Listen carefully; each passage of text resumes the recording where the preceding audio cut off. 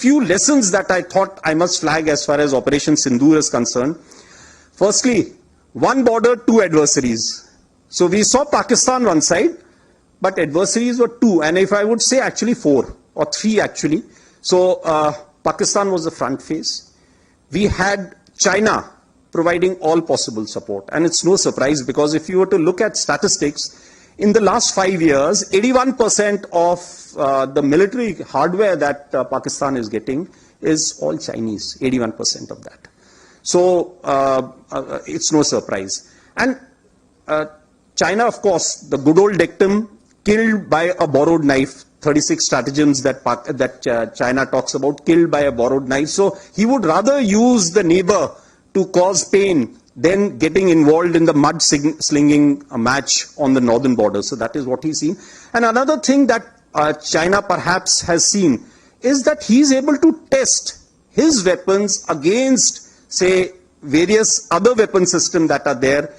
It's like a live lab which is available to. So it's a good, that is what is something we have to be very, very cognizant about.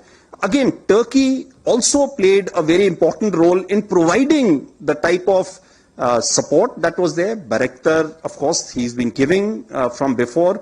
We saw numerous other drones also coming in, landing in the face of war, during the war, along with trained sort of individuals who were there. The next important lesson is the importance of C4ISR and civil military fusion. There is a lot to be done as far as this domain is concerned. When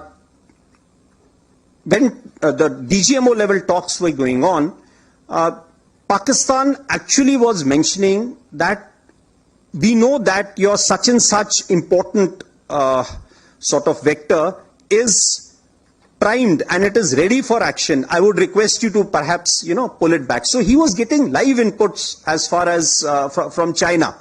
So that is one place we really need to move fast and take appropriate action. I talked about electronic warfare, and need for robust air defense system is something, again, our population centers also need to be protected. Of course, as far as the other, we do not have the luxury like, we would have been seeing the way Israel, they have the Iron Dome and a number of other air defense features that they have. We do not have a luxury because our country is vast. So, and such things cost a lot of money. So we need to again look at innovative solutions.